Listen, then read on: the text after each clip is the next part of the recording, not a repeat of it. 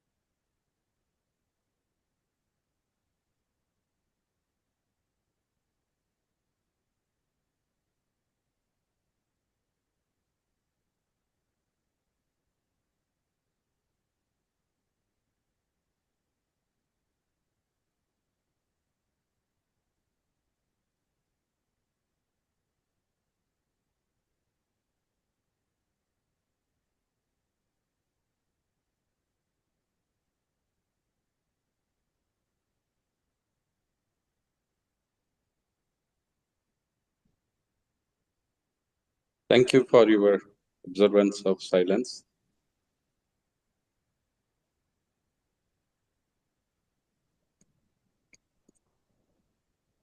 Good evening, all. On behalf of EduFarm International and Eco-Visionary team, I would like to welcome one and all.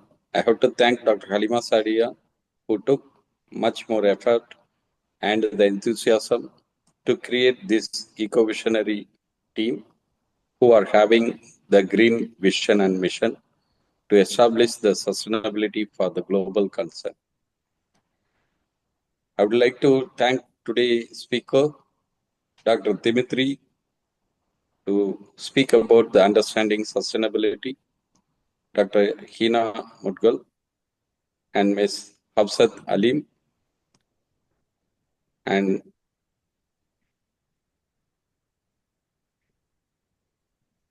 Dr. Atiya Rabi. One minute.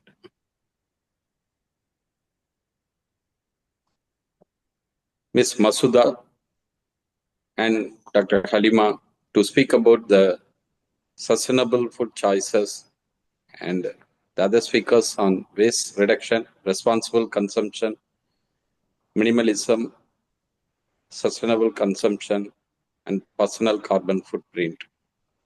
So everybody is taking the effort how to mitigate the challenges and turned them into opportunity for us to sustain the world in front of the next generation who wanted to have all the rights to live and lead happily in this world. It is our duty to retain the values and reform the strategies as well as the conditions which are making the transformation in a sustainable way. So I would like to thank Mr. Nara, who is going to give the key takeaways. Also, I welcome all the audiences who gather here to listen for the Sustainability Talk 35 series today. I would like to thank one and all and making the transformation very fruitfully and comfortably for us. And over to Dr. Halima. Thank you very much, Dr. Ram. May the souls of the martyrs rest in peace, and may the peace prevail in our world, in our planet, in our galaxy. And let's all contribute in whatever way we can contribute to maintain the sustainability of this globe. So thank you, Dr. Ram, who has joined us from Singapore. In spite of his busy schedule, he has spared his valuable time, and I'm really grateful to him. Mr. Nara Thank you. Subramaniam is going to give the key takeaways after the presentations of the green ambassadors. Ladies and gentlemen, let me tell you that these are the green ambassadors who are on a journey of becoming the sustainable lifestyle trainers.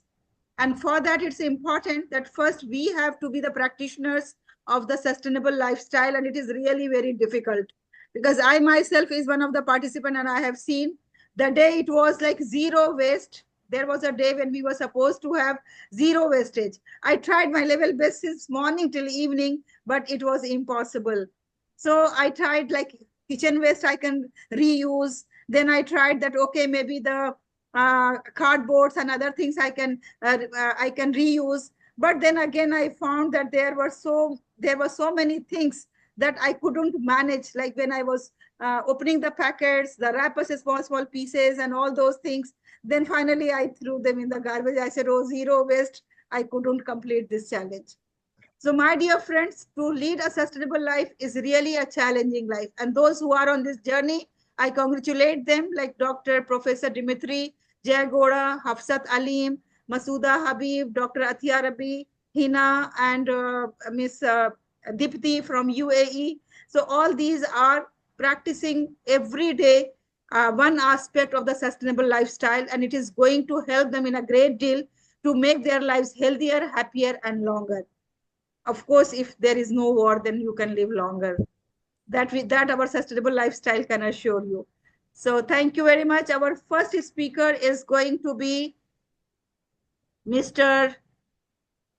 Now Dimitri is saying that always I am the first one.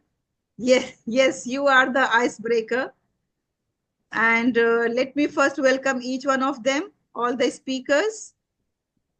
Mr. Nara is going to give all the points, all the key points. Yes. So first of all, let me invite Dr. Dimithri Jayagoda, who has joined us from UAE. And I request him, as he is going to tell us that what exactly is sustainability and how sustainability helps us to lead a happy and healthier life. Over to you, Professor Dr. Dimithri Jayagoda. I think my screen is shared and it's visible. Am I correct? Yes, your screen is visible. Okay, thank you very much. Let me start with understanding sustainability. So sustainability is an amazing term that we've been hearing this for last, I would say, 20 years, if I'm not mistaken. Correct me if I'm wrong. When I was a student, when I was studying at second year, third year in the college in Japan, I first heard this word sustainability. And there were even modules that is called sustainable lifestyle, sustainable studies, environmental sustainability, sustainable business. There were many modules that I was very lucky enough to study. So then there was a time that we start questioning what is sustainability. And then with some philosophical learning, some professors used to say there's nothing going to be sustainable. Nothing is there forever. Things change. Yes, agree. But sustainability is you live a life in a way that without making harm. So the learnings of many of the religions that we all follow, I think people are multi-religious people here. Regardless of the religion, regardless of the God that you believe or follow, sustainability is something that we learn. For me, if I say that in few terms, sustainability is you live your life without making any harm to yourself. Definitely, we all love ourselves. Without making any harm to yourself, without making any harm to your family, without making any harm to your neighborhood, without making any harm to the bigger picture, your environment, your nature, your society, and doing economic activities in a way that it doesn't make any harm at all. So then the three pillars, the three major pillars that is in sustainability are environment, society, and economy. So we need economic development. There's no argument. Either we like it or not. I mean, I personally don't like any wars because I have suffered from an internal bloody war for 30 years since my birth. Okay. So from 1983 in Sri Lanka, we suffered from war for 30 years. And people fight wars because of economic prosperity. Countries want to be economically stable, economically standing, economically very strong over the other nation. That's why they fight wars. And economic stability, economic gains, economic development is a must. No argument. I'm not saying going for a war is acceptable. No, not at all. But in a positive manner, in a less harming manner to the environment, less harming manner to the society, less harming manner to your neighbors, less harming manner to the people that are surrounded, especially the trees, you have to develop economically. So while doing that, it's not only just the economic development, you have to develop socially as well. As a society, you must have access to good health, you must have access to good water or clean water, you must have access to clean air, you must be able to live in a very nice, peaceful environment. So that is also part of sustainability and especially the pillar of society. Now, very importantly, we need to have sustainability in environment as well. We all know every part of the world, even I discussed this in my previous talk also, trees are degrading. So any part of the world, regardless of the region, there's no part in this world that tree cover is growing.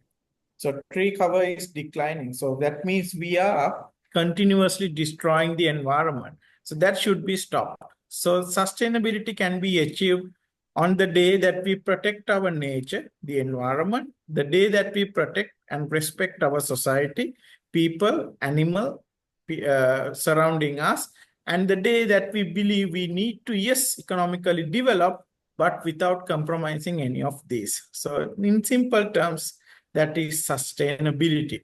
So with sustainability, when you learn sustainability or when you follow up with sustainability, 20 years down the line, 2 decades down the line, these SDGs came into discussion. That is MDGs, Millennium Development Goals. There were 8 goals being set to achieve by the year 2000. We achieved in a way, not fully. We can't say 100% in any country. Yes, we achieved all Millennium Development Goals and we are a very successful nation. No, we can't say that. Not even the most developed country on earth or most economically advanced nations or top 10 economically advanced nation can come up and say, yes, we did that. No, we couldn't. So then came SDGs, Sustainable Development Goals, which is 17. And then we used to follow those. And that's what we follow these days.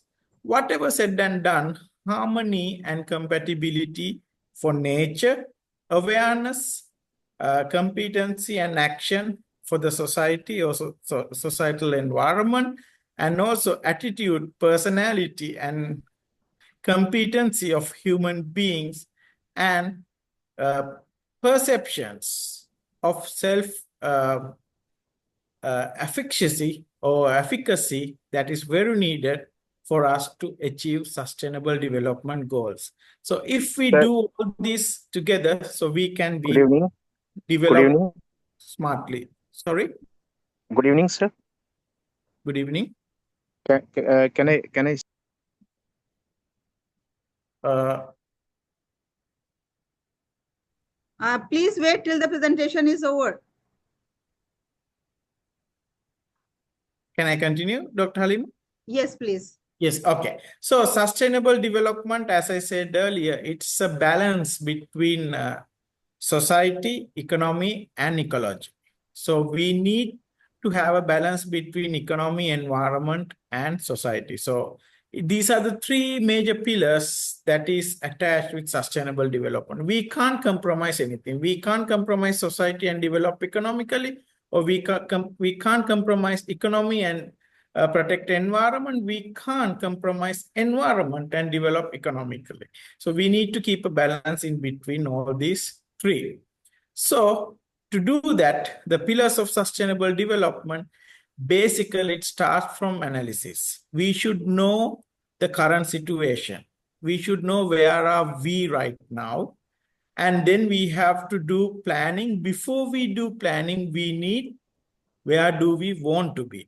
We should know our situational analysis by analyzing where are we right now, where do we stand in terms of environment, where do we stand in terms of our economy, where do we stand in terms of our society. After doing this analysis, we must set our objectives, and these objectives can be SMART. So the SMART objectives stand for specific, measurable, achievable, realistic, and time-bound objectives. If we set these brilliant objectives, so then we can plan to achieve those objectives. So once planning is completed, then we can move forward and we can do implementation of the small projects that we do. It can be in small scale, as Madam Halima said earlier, live a sustainable life. Even you can use something that is really helpful. Maybe you don't need to spend a lot of money and do wonderful thing. It can be a small action that you do, action that you take within the day can be leading to a huge sustainable development.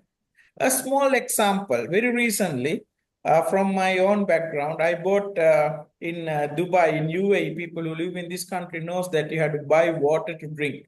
So I was bringing a box full of water bottles, and then I used that as my waste bin. And every week, once in a week, I give all my shirts to the laundry for the laundry person to do the washing and the ironing part. So he put that 5 shirts in nice plastic bin and covered it nice plastic bag. What I do is that means per month I'm getting 4 plastic bags. If I just throw it away, what's the point? So I'm reusing those bags. I use the box that I bought water. I put that plastic bag into that box, and I was using that plastic bag as the my waste bin, because waste bag, if I buy waste bags, I know I'm adding something to the environment, waste, which is not easy to degrade. Yes, even the polythene bag, one may argue with me saying that even polythene bag is not good. Yes, it is not good. No argument with that, but still I'm reusing it. Polythene bag is made for one-time use, that is to cover up your shirts, but I'm using it as a waste bin. So waste bag. So I'm following the 3R concept, that is reduce, reuse, and recycle of sustainability. Then once you implement your projects, you have to do monitoring, especially close monitoring. You have to see how it was before and how it is now, how the project going on, and what are the outcomes that this project has brought. And then not only just doing monitoring, you have to provide feedback, and this feedback has to be constant. So we can gather in small rooms, we can gather online like this, what we are doing. So we are not using any petrol to come to several locations. We didn't create any carbon footprint. Where we are right now, we all are joining. Some of you are from your respective offices, some of you are from your houses, Some of you are joining from your universities, which I'm doing right now. I'm at the university, and today evening I have to attend another function at the university. I'm in a different location, but still I'm at this university, and then I'm utilizing the location, I'm utilizing the resources. So I didn't move much. So sustainable practices, sustainable activities can be done. And then if you do all these sustainable activities, it's very easy for you to achieve these 17 goals set by United Nations. And that can be further break into these goals that are targeting at people, goals that are targeting at prosperity, goals that are targeting at planet, and goals that are targeting at peace. So once you achieve this, or you achieve this as a team, as a society, as a combined nation or combined global citizens, it is very easy for us to achieve these 17 set development goals or sustainable development goals. So that we all individually start. Someone might say, no, if I do small thing, that doesn't matter. Yes, that was the belief that even I had some time back. But little by little, if you start doing things, it will be spread.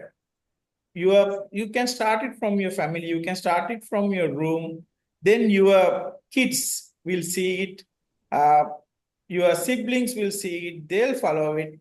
A small action matters a lot. I mean, it's good if we can do it as a nation, it's good if we do it as a global citizen and people together, brilliant. But before we go into bigger scale, you start it at home. You start it from yourself. So then it will spread all over the place. And I'm very happy that what Dr. Halima is doing and the action that she follows, and I'm also part of it, and I'm happy to be part of it. Small action matters a lot. So that is what I'm ready for the day, to set the tone, to be sustainable people and sustainably ready. So I hope I would like to pass the stage to the next speaker.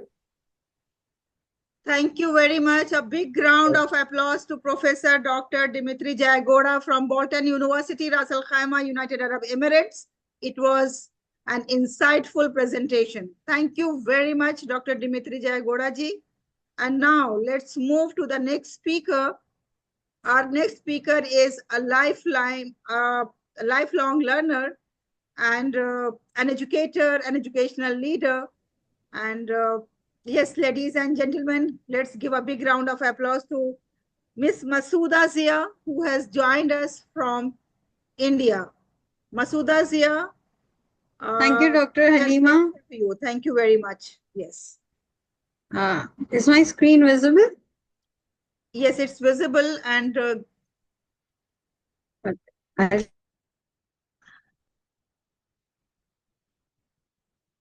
please unmute yourself and start.